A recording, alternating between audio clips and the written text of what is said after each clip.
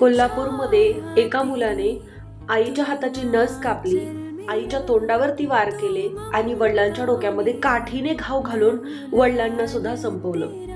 म्हणजे आईही मेली आणि वडीलही मेले.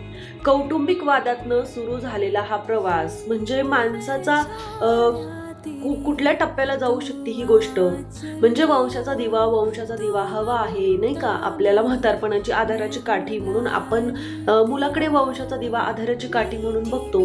पण ती जर आधाराची काठी आपल्या मुळावर उठली तर, आपल्याला संपवायला उठली तर, आपलं ऐकत नसेल, आपल्या अंगावर धावून येत असेल आपल्याला मारण्यासाठी, तर अशा वंशाच्या दिव्याचं तुम्ही काय करणार मला सांगा तुम्ही. परंतु आजकाल लोकांना वंशाचा दिवा म्हटलं की त्यांना फक्त मुलगा दिसतो, मुलगी नाही दिसत.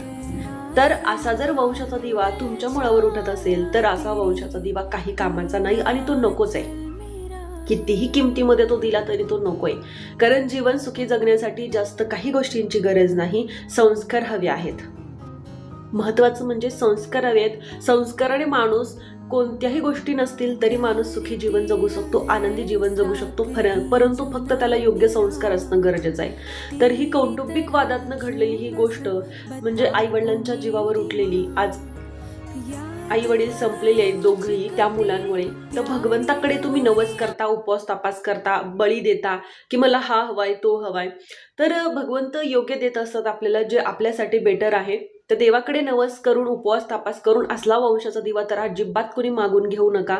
कारण तो जर तुमच्या मुळावर उठला तर तुम्हाला हे अख्खं साम्राज्य, अख्खी सृष्टी सुद्धा थोडकी पडेल जीवन जगण्यासाठी आणि तुमचं दुःख सांगण्यासाठी. तर प्लीज मुलांना चांगले संस्कार द्या, चांगलं घडवा, योग्य वळण लावा, चांगल्या वाईट गोष्टी